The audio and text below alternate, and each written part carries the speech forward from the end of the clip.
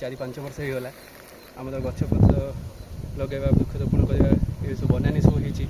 এই ଜିନିଷ ତ କଣ୍ଟିନ୍ୟୁଟି ଚାଲିଛି, କିନ୍ତୁ ଜନ୍ମଦିନରେ କିଛି ଗୋଟେ ନୂଆ ଜିନିଷ କରିଦେବ ବୋଲି ଆମେ ମାନେ ମେସେଜ ଦେଇପାରିବା ଲୋକମାନଙ୍କୁ। ମାନେ ସମସ୍ତଙ୍କୁ ଆମେ ଅନୁରୋଧ କରିବା ଯେ ନିଜ ଜନ୍ମଦିନ ଗୋଟେ ଗଛ ଲଗାଇବା ପାଇଁ ଆଉ ସମାଜକୁ ନିଜେ ସେ ଜିନିଷଟା କଲେ ହିଁ ଆମେ କାହାକୁ ଜିନିଷ ଗୋଟେ କହିପାରିବା।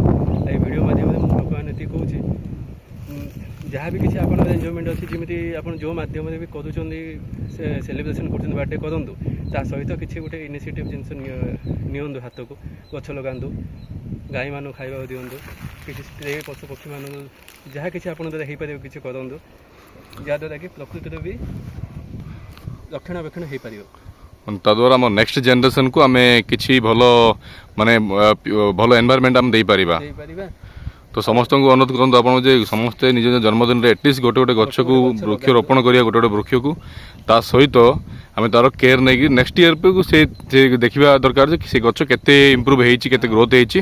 ଫର୍ଦର ଆମେ ଯଦି 30 ବର୍ଷ ଭିତରେ 30ଟା ଗଛ ଲଗାଇ ପାରିବା, ତାହେଲେ ଆମେ ନେକ୍ସଟ ଜେନେରେସନ ପାଇଁ ଆମର ଆମ ଏନଭାୟରମେଣ୍ଟକୁ କନଜରଭେସନ କରିପାରିଲେ। ଯିଏ ବି କିଛି ଇନିସିଏଟିଭ୍ ନେବାକୁ ଚାହୁଁଛନ୍ତି, ଗଛ ଲଗାଇବାକୁ ଚାହୁଁଛନ୍ତି, ସବୁଜ ବାହିନୀ ଗ୍ରୁପ୍ ସହିତ ଆସିକି କଣ୍ଟାକ୍ଟ କରନ୍ତୁ, ଶିବରାମ ଭାଇଙ୍କୁ କଣ୍ଟାକ୍ଟ କରନ୍ତୁ, ନହେଲେ କୌଣସି ବି ମେମ୍ବରକୁ କଣ୍ଟାକ୍ଟ କରନ୍ତୁ, ମୋତେ ବି ଜଣାଇଲେ ବି ଚଳିବ। ଆମର ଗ୍ରୁପ୍ର ଆଇଡ଼ି ଅଛି, ଗ୍ରୁପ୍ର ହ୍ୱାଟ୍ସଆପ୍ ଗ୍ରୁପ୍ ଅଛି ଆମର ବ୍ରହ୍ମପୁର ସବୁଜ ବାହିନୀର। ଆପଣମାନେ କଣ୍ଟାକ୍ଟ କରିକି ଆମ ପାଖକୁ ଆସିପାରିବେ।